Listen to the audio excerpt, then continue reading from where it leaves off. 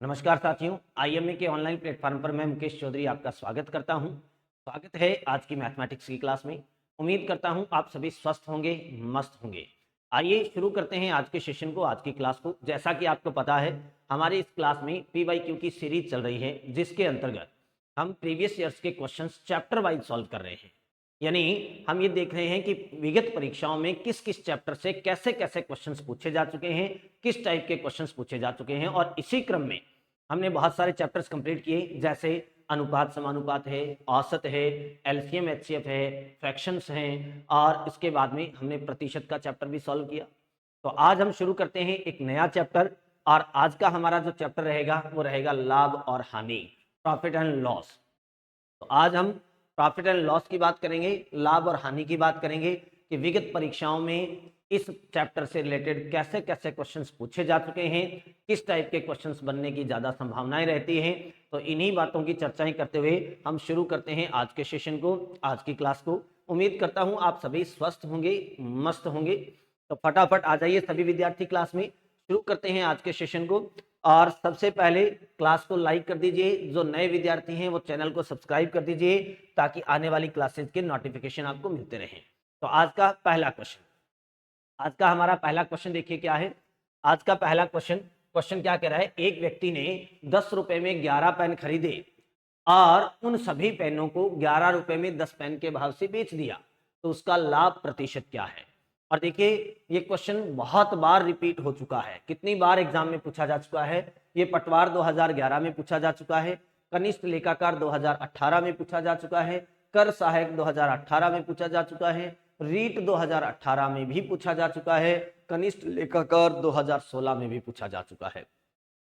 ये एक ही क्वेश्चन 4-5 बार रिपीट हो चुका है, और इसीलिए हम पीवाई क्यूज पे ज्यादा फोकस करते हैं। पीवाई क्यूज हम पढ़ते हैं खास तौर पे मैथ रीजनिंग में। हालांकि सभी सब्जेक्ट में, अदर सब्जेक्ट्स में पीवाई क्यूज पढ़ने चाहिए, क्योंकि पीवाई क्यूज में क्या होता है, प्रीवियस ईयर्स के क्वेश्चन रिपीट होते रहते हैं। जैसे ये एक क्वेश्चन है, बहुत बार एग्जाम में रिपीट हुआ है, आगे भी रिपीट होने की संभावना है। तो बहुत सारे क्वेश्चन ऐसे होते हैं जो रिपीट होते हैं, हमें उनसे ये आइडिया हो जाता है कि ऐसे क्वेश्चन बार बार पूछे जा रहे हैं, आगे भी रिपीट होने की संभावनाएं हैं। इसलिए पीवाई क्यूज बहुत इंपॉर्टेंट होते हैं, सभी विद्यार्थियों को पीवाई क्यूज करने चाहिए सभी सब्जेक्ट्स में। इसी वजह से मैं आपके लिए सीरीज लेके आया हूं, जिसमें हम चैप्टर वाइज सारे के सारे चैप्टर्स के पीवाई क्यूज करेंगे। अब यहाँ देखिए प्रश्न क्या कहता है, एक व्यक्ति ने 10 रुपए में 11 पेन खरीदे और उन सभी पेनों को 11 रुपए में 10 पेन के भाव से बेच दिया, तो उसका लाभ प्रतिशत क्या होगा। 10 रुपए में 11 के भाव से खरीदे हैं, 11 में 10 के भाव से बेचे हैं। ऐसा अगर कोई भी क्वेश्चन आए जिसमें आपको खरीदने का भाव और बेचने का भाव दे रखा हो और लाभ और हानि प्रतिशत पूछे, तो हम इस एक ही क्वेश्चन को 3 अलग अलग मेथड से, 3 अलग अलग अप्रोच से कर सकते हैं। हम चाहें तो यहाँ जो यूनिट्स गिवन है उन्हीं को कॉस्ट प्राइस और सेलिंग प्राइस बना सकते हैं, क्रय मूल्य और विक्रय मूल्य बना सकते हैं। हम चाहें तो क्रॉस मल्टीप्लाई का मेथड, तिरछा गुणा का जो तरीका होता है वो यूज कर सकते हैं। हम चाहें तो यहाँ एलसीएम एचसीएफ का मेथड भी अप्लाई कर सकते हैं, एलसीएम का अप्रोच भी अप्लाई कर सकते हैं।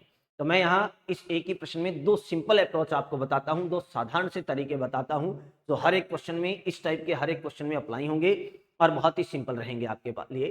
तो देखते हैं ऐसे प्रश्नों को कैसे सॉल्व किया जाता है। तो सुनिए प्रश्न क्या रहा है, 10 रुपए में 11 पेन खरीदे हैं और 11 पेन रुपए में 10 पेन बेच दिए हैं, लेकिन हमें ये नहीं पता कि उसने सारे पेन कुल कितने रुपए में खरीदे हैं, सारे के सारे पेन कुल कितने रुपए में बेचे हैं। हमें टोटल क्रय मूल्य और टोटल विक्रय मूल्य नहीं पता है, और जब तक हमें कॉस्ट प्राइस और सेलिंग प्राइस नहीं पता है तब तक हम प्रॉफिट एंड लॉस के बारे में नहीं पता कर सकते। तो सबसे पहले हम यहाँ क्रय मूल्य और विक्रय मूल्य ज्ञात करेंगे। और ऐसे क्वेश्चंस में क्रय मूल्य और विक्रय मूल्य ज्ञात करने का तरीका क्या होता है, देखिए आपको क्या करना है, एक तरफ लिखना है क्रय मूल्य, एक तरफ लिखना है क्रय मूल्य, और एक तरफ लिखना है विक्रय मूल्य।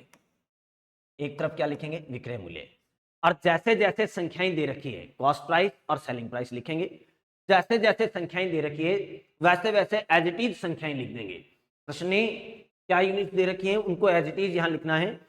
प्रश्न ने कहा 10 रुपए में 11 पेन खरीदे, तो 10 रुपए में 11 खरीदे। जैसे जैसे प्रश्न ने क्या है वैसे वैसे लिख दीजिए। और प्रश्न ने क्या कहा, 11 में 10 बेचे, तो 11 रुपए में 10 बेचे। 10 रुपए में 11 खरीदे, 11 रुपए में 10 बेचे। जैसे जैसे संख्याएं दे रखी हैं बिल्कुल वैसे वैसे संख्याएं लिखनी है। अब इनका क्रॉस मल्टीप्लाई करना है, इनका तिरछा गुणा करना है। अब तिरछा गुणा में भी आपको ध्यान रखना है, क्रॉस मल्टीप्लाई में भी विशेष तौर पे ध्यान रखना है, संख्याएं उल्टी मत लिख देना। सबसे पहले फर्स्ट यूनिट का क्रॉस मल्टीप्लाई स्टार्ट करोगे, पहले इसका तिरछा गुणा करना है। इसका तिरछा गुणा होगा तो किससे होगा, 10 से, तो 10 का 10 से गुणा किया तो वैल्यू यहां आएगी। अब नेक्स्ट यूनिट का क्रॉस मल्टीप्लाई करना है, इसका तिरछा गुणा करोगे तो इससे, तो 11 का 11 से गुणा करोगे तो 121। ये लो, आपके पास क्रय मूल्य भी आ गया और विक्रय मूल्य भी आ गया, कॉस्ट प्राइस आ गया है, सेलिंग प्राइस आ गया है। अब आपको पता चल गया कि उसने सारे पेन खरीदे कितने में, 100 में, और बेचे कितने में, 121 में। वो 100 रुपए में पेन खरीद के लाया है, 121 रुपए में पेन बेच रहा है, तो यहाँ लाभ होगा कि हानि, तो यहाँ लाभ होगा।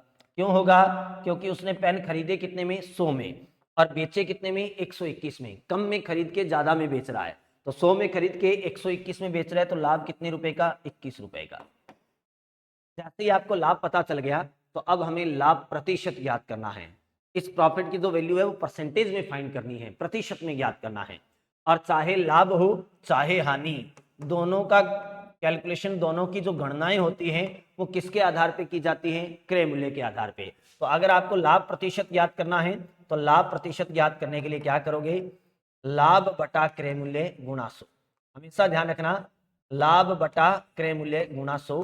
चाहे प्रॉफिट हो चाहे लॉस हो, दोनों की कैलकुलेशन किसके अकॉर्डिंग, किसके बेस पे की जाती है, कॉस्ट प्राइस के बेस पे। लाभ हो या हानि हो, दोनों की गणनाएं हमेशा क्रय मूल्य के आधार पे ही की जाती है। तो यहाँ लाभ कितना है, 21 रुपए का, क्रय मूल्य कितना है, 100 रुपए, और गुणा में क्या लगेगा, 100। 100 से 100 कट कर दीजिए, आंसर आ जाएगा 21%। आंसर कितना आ जाएगा, 21%। तो लाभ कितने का हुआ, ऑप्शन नंबर 4, 21% का। ठीक है। हालांकि एक्चुअल में यहाँ प्रॉफिट एंड लॉस परसेंटेज होता क्या है, एक्चुअल में ये परसेंटेज में इंक्रीज परसेंट और डिक्रीज परसेंट फाइंड करना ही होता है। हमने जो प्रतिशत में वृद्धि प्रतिशत और कमी प्रतिशत ज्ञात करनी सीखी थी, वही यहाँ पे लाभ और हानि होती है। ठीक है, वही फॉर्मूले यहाँ यूज हो रहे हैं।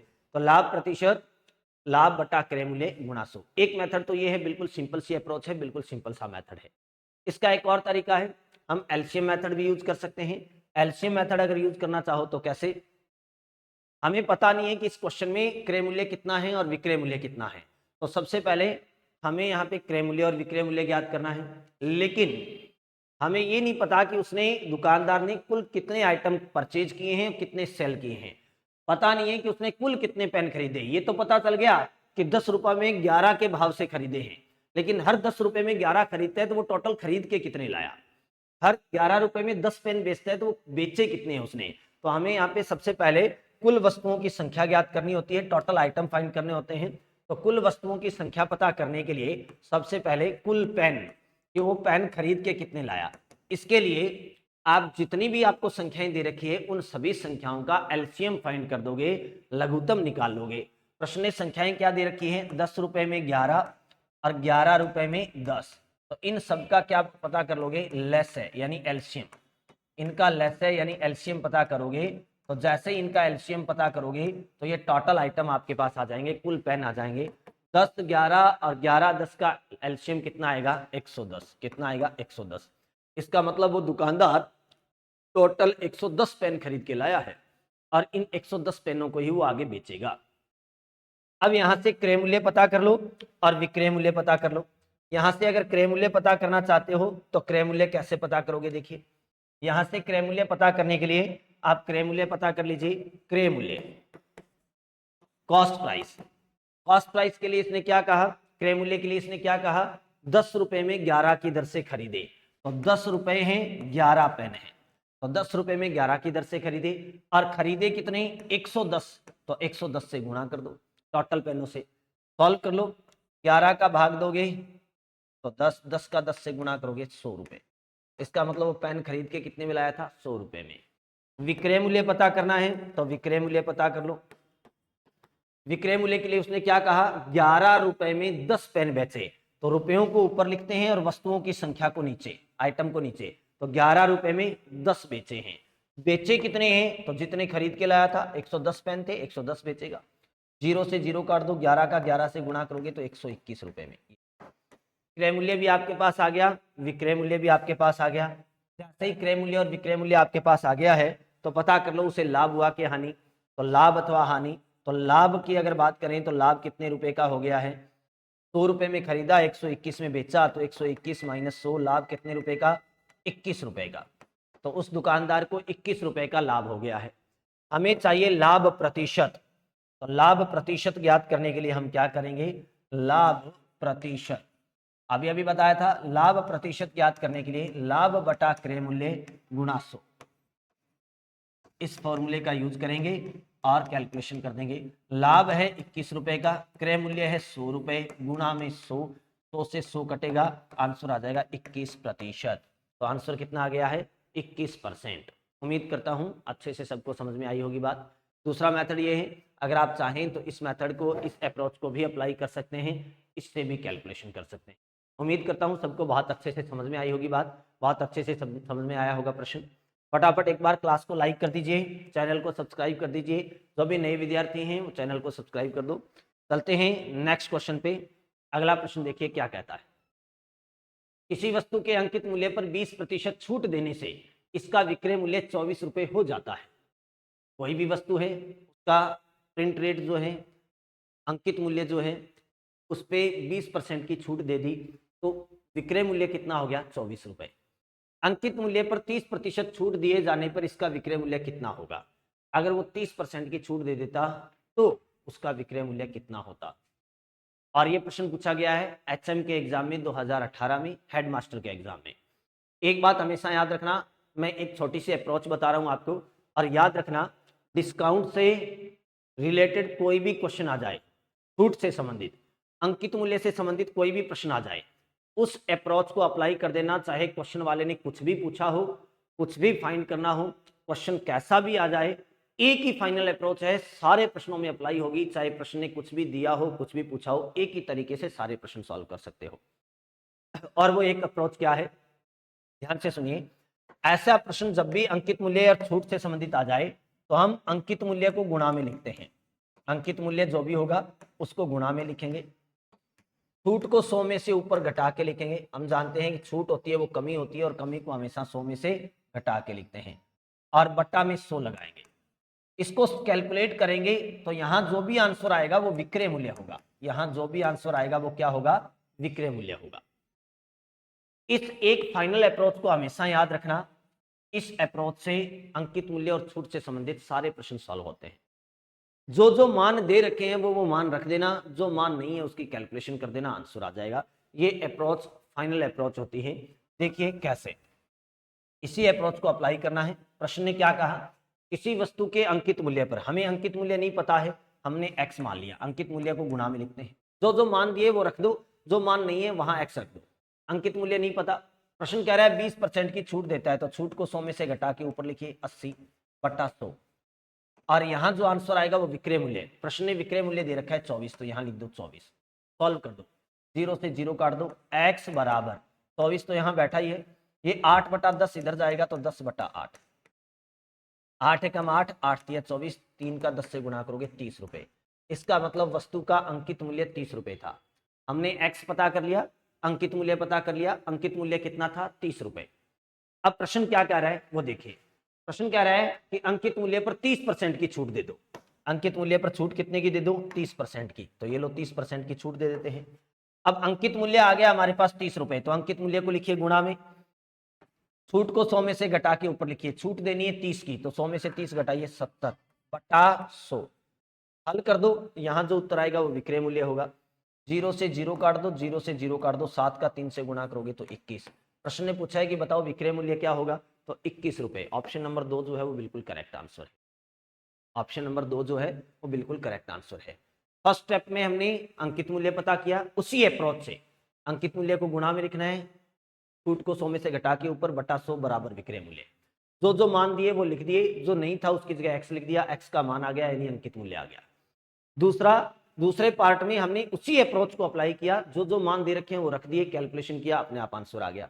अंकित मूल्य हमारे पास था, हमने रख दिया, छूट 30 की थी, 100 में से घटा के ऊपर बटा 100। विक्रय मूल्य नहीं था तो हमने इसकी कैलकुलेशन कर दी, विक्रय मूल्य अपने आप आ गया, आंसर आ गया। बस अंकित मूल्य और छूट से संबंधित कोई भी क्वेश्चन आए इसी अप्रोच को अप्लाई करना है। प्रश्न चाहे कैसा भी हो, किसी भी टाइप का हो, बहुत ही इजीली क्रैक कर सकते हो। उम्मीद करता हूं अच्छे से सबको समझ में आ गई होगी बात। ऐसी ही सिंपल सिंपल अप्रोच अगर सीखनी है तो फटाफट चैनल को सब्सक्राइब कर दीजिए, क्योंकि मैं पूरे सिलेबस का पूरा सिलेबस आपके सामने लेके आने वाला हूं। अगले ही मंथ में, अगले ही महीने में पूरा सिलेबस हम चैप्टर वाइज पढ़ेंगे कंप्लीट इसको, है ना। नेक्स्ट अगला क्वेश्चन, एक दुकानदार अपने सामान को क्रय मूल्य पर ही बेचता है, परंतु 1 किलोग्राम के स्थान पर 960 ग्राम का ही बाट प्रयोग करता है। किलोग्राम नहीं है, ये ग्राम है ना। 960 ग्राम का बाट ही यूज करता है, तो बताइए उसका लाभ प्रतिशत क्या होगा। एक बात तो तय है, ऐसा जब भी प्रश्न आए तो उसमें हानि होने की तो कोई आशंका ही नहीं है, लॉस तो हो ही नहीं सकता। ऐसे क्वेश्चन में ऑलवेज प्रॉफिट होगा, हमेशा ही लाभ होगा। क्यों? क्योंकि प्रश्न ने क्रय मूल्य पर बेचने का दावा किया है, ये एक शर्त है, एक कंडीशन है। वो कहता है कि मैं वस्तु को क्रय मूल्य पे ही बेच रहा हूं, यानी मेरा जो कॉस्ट प्राइस था मैं उसी पे सेल कर रहा हूं, जिस भाव से मैं खरीद के लाया हूं उसी भाव से मैं बेच रहा हूं। दुकानदार ये कह रहा है, अगर मैं 20 रुपए किलो के भाव से कोई सामान खरीद के लाया हूं तो 20 रुपए के भाव से बेच रहा हूं। अब ऐसा तो हो नहीं सकता कि वो 20 में खरीद के लाया और 20 में आगे बेच दे, तो फिर उसको बचेगा क्या। तो उसने क्या किया, कहीं ना कहीं गड़बड़ी की, और गड़बड़ी कहाँ की, तोल में, उसको तोलने में। उसने क्या किया, रेट तो सेम रखा, भाव तो सेम रखा, कॉस्ट प्राइस और सेलिंग प्राइस सेम कर दिया उसने, जिस भाव से खरीद के लाया उसी भाव में बेच दिया। लेकिन प्रश्न क्या रहा है कि 1 किलो सामान के स्थान पे वो 960 ग्राम ही बेचेगा। खरीद के तो लाया किलो, लेकिन आगे उसने 960 ग्राम ही बेचा। इसका मतलब उसने 40 ग्राम बचा लिए, 40 ग्राम वस्तु क्या कर ली, बचा ली। अब उसको रुपयों में यानी पैसों में तो लाभ नहीं हुआ, लेकिन वस्तु की मात्रा में तो हुआ है। उसने वस्तु तो बचा ली है, खरीद के तो लाया था 1 किलो, लेकिन बेच रहा है 960 ग्राम। तो ऐसी कंडीशन में हमेशा ही वस्तु बचेगी, और बचेगी तो उसे लाभ ही होगा। और लाभ कितना होगा, तो ऐसी जब भी कंडीशन आए तो वहां लाभ प्रतिशत ज्ञात करने के लिए एक डायरेक्ट अप्रोच बता देता हूं, सिंपल सा मेथड बता देता हूं। आप क्या करोगे, त्रुटि यानी कितने की उसने त्रुटि की है बटा वास्तविक तोल, वास्तविक तोल इनिशियल वास्तविक तोल, एग्जैक्टली उसने कितना तोला है गुणा 100 प्रतिशत में माना जाएगा। त्रुटि 1 किलो में कितने ग्राम होते हैं, 1000, 1000 की जगह उसने 960 ग्राम तोला, तो कितने की त्रुटि कर गया, 40 की। तोला कितना, 960 इंटू 100, सॉल्व कर दो आंसर आ जाएगा। 0 से 0 काट दो, 4 एकम 4 दूनी 8 और 4 चौके 16, 24।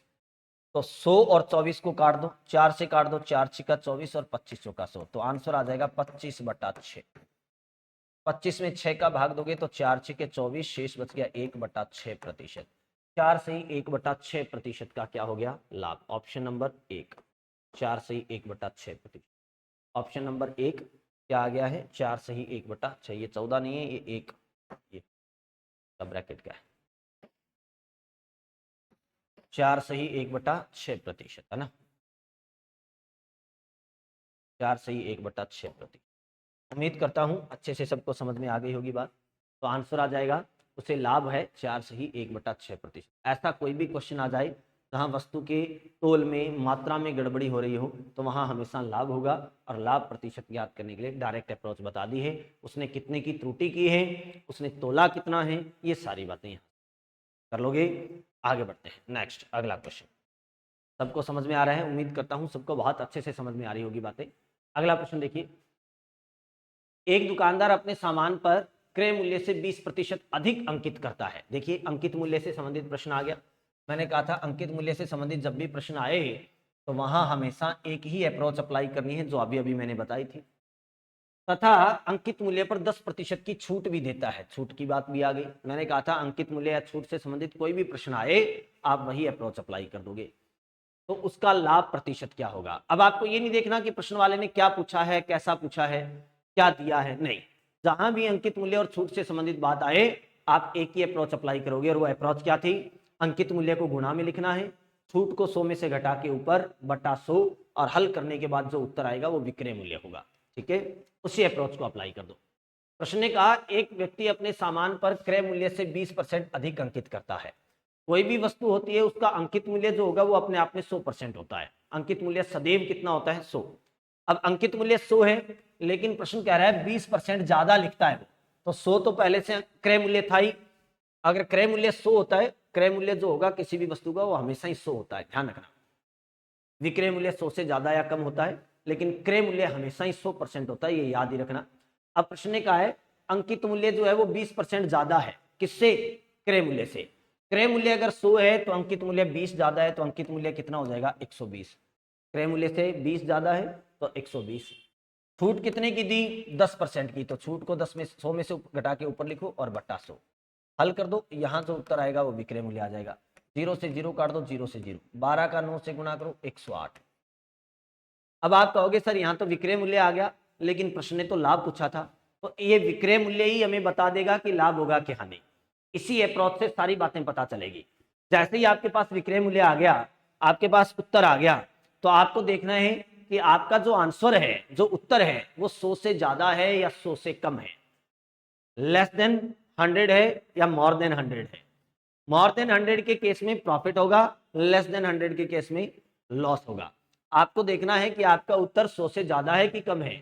अगर उत्तर आया है 100 से ज्यादा तो होगा लाभ, अगर उत्तर आए 100 से कम तो होगी हानि। तो यहां देखिए उत्तर आया है 100 से ज्यादा, तो इसका मतलब क्या होगा? लाभ होगा। और कितना ज्यादा आया है? 8 ज्यादा आया है, तो लाभ कितने परसेंट का होगा? 8% का होगा। ऑप्शन नंबर 3 आपका सही उत्तर है। उसी अप्रोच से कैलकुलेशन करोगे, कोई अलग नहीं करना है। अंकित मूल्य को 20% बढ़ाना है, क्रय मूल्य 100 होता है, अंकित मूल्य 20% बढ़ाओगे तो 120 हो जाएगा। छूट को 100 में से घटा के ऊपर लिखना है बट्टा 100, सॉल्व कर दो, विक्रय मूल्य आ जाएगा। और विक्रय मूल्य आपको बता देगा कि लाभ होगा कि हानि। अगर विक्रय मूल्य 100 से ज्यादा है तो लाभ, और विक्रय मूल्य 100 से कम है तो हानि। तो यहाँ विक्रय मूल्य 100 से ज्यादा आया है तो लाभ होगा, और कितना ज्यादा आया है? 8 ज्यादा आया है, तो 8% का लाभ होगा। उम्मीद करता हूं सबको अच्छे से समझ में आ गई होगी बात। नेक्स्ट अगला क्वेश्चन। अगला प्रश्न देखिए क्या कहता है।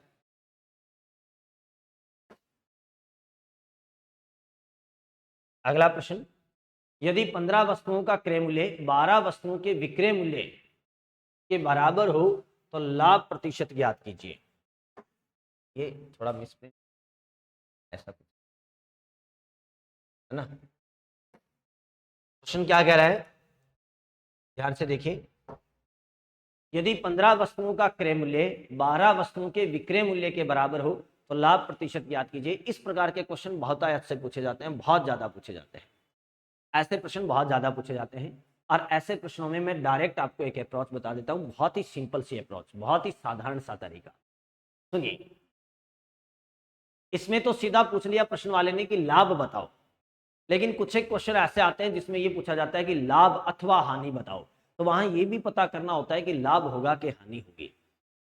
और ये बात प्रश्न वाला खुद आपको चीख चीख के बता रहा है कि प्रश्न में लाभ होगा कि हानि।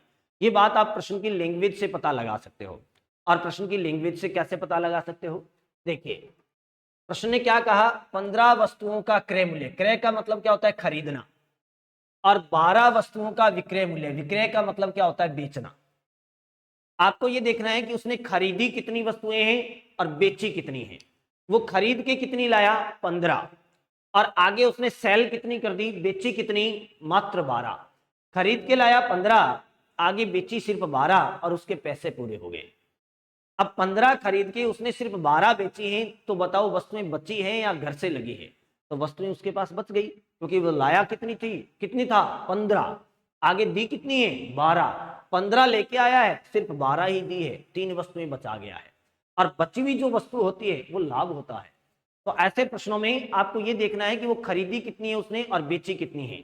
ज्यादा खरीद के कम बेचे तो लाभ हो जाएगा, अगर कम खरीद के लाए और ज्यादा बेचनी पड़ जाए तो घर से लग गई वस्तुएं, तो फिर हानि हो जाएगी। तो एक बात तो तय है कि वो 15 खरीद के लाया है, उसने मात्र 12 ही बेची हैं, तो वो 3 वस्तुएं बचा रहा है और बची हुई वस्तु लाभ है। तो ये तो तय है कि यहाँ लाभ होगा।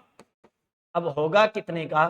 तो देखिए, चाहे लाभ हो चाहे हानि, लाभ अथवा हानि प्रतिशत अगर ज्ञात करना है तो आपको एक सिंपल सा तरीका बताता हूं। क्या? वस्तु का अंतर, वस्तु का अंतर बटा बेची वस्तु, ये ध्यान रखना, बटा बेची वस्तु, जितनी उसने बेची है वो, और गुणा 100। एक बात हमेशा याद रखना, लाभ और हानि में भी थोड़ा सा लोचा होता है, और वो क्या होता है? जब भी बात होती है रुपयों की या पैसों की, जब भी लाभ और हानि रुपयों में होता है तो वहां गणना हमेशा कैलकुलेशन ऑलवेज कॉस्ट प्राइस के अकॉर्डिंग की जाती है, क्रय मूल्य के आधार पर की जाती है। लेकिन अगर बात आती है वस्तुओं की, लाभ अथवा हानि वस्तुओं के रूप में होता है तो वहां लाभ और हानि की गणना बेची हुई वस्तु के आधार पर की जाती है। ये ध्यान रखना, बस यही अंतर है दोनों में, यही खास बात है। रुपयों की बात आए तो लाभ और हानि की गणना क्रय मूल्य के आधार पे, और वस्तुओं की बात आए तो लाभ और हानि की गणना बेची वस्तु के आधार पे। तो वस्तु का अंतर, खरीद के लाया 15, बेची 12, कितनी है वस्तुओं का अंतर 3, बेची वस्तु कितनी 12 और गुना 100, 3 एकम 3, 4 तिया 12, 100 में 4 का भाग दोगे तो आंसर आ जाएगा 25%। आंसर कितना आ जाएगा 25%। ऑप्शन नंबर 3 जो है वो बिल्कुल सही उत्तर है। ऑप्शन नंबर 3 आपका बिल्कुल करेक्ट आंसर है। उम्मीद करता हूं अच्छे से समझ में आ गई होगी बात।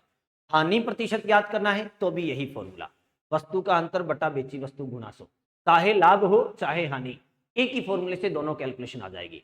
अब लाभ हानि का पता कैसे चलेगा, खरीदी 15 बेची 12, 3 वस्तुएं बच गई तो लाभ है। अगर ये 12 खरीदता और उसको 15 बेचनी पड़ती तो 12 खरीद के लाया लेकिन बेचनी 15 पड़ी, तब जाके पैसे पूरे हुए, तो 3 वस्तुएं अपने घर से बेच गया तो वो घाटा हो गया, नुकसान हो गया, उसको हानि हो गई। ये ध्यान रखना, ठीक है। लाभ और हानि प्रश्न वाला खुद बता देगा। चलो नेक्स्ट अगला क्वेश्चन, फटाफट क्लास को लाइक कर दीजिए। अगला प्रश्न देखिए क्या कह रहा है।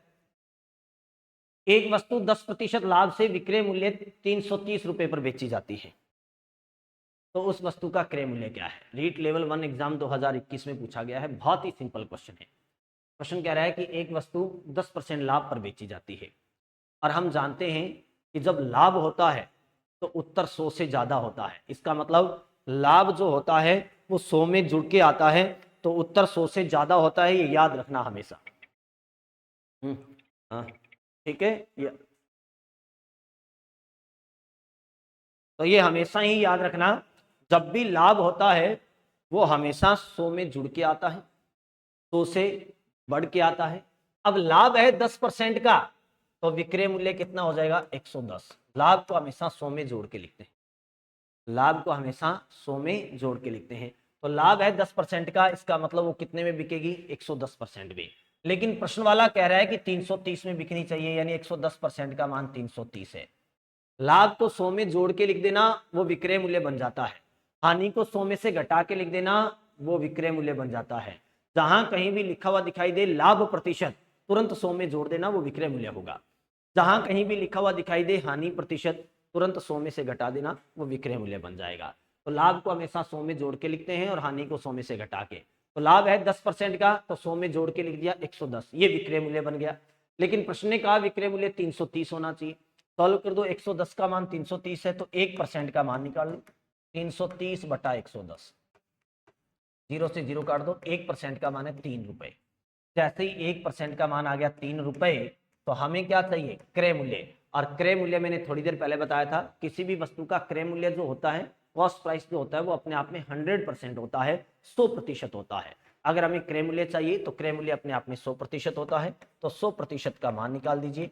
1 का मान 3 है तो 100 का मान कितना हो जाएगा 300, कितना हो जाएगा 300 रुपए। 1% का मान अगर आपके पास आ जाए तो आप किसी से भी गुणा कर दो, उसी की वैल्यू आ जाएगी। 1 का मान अगर 3 है तो 100 का मान 300। उम्मीद करता हूं अच्छे से सबको समझ में आ गई होगी बात। कर लोगे इस टाइप के क्वेश्चंस को, बहुत बढ़िया, शाबाश। चलो आगे बढ़ते हैं, नेक्स्ट क्वेश्चन।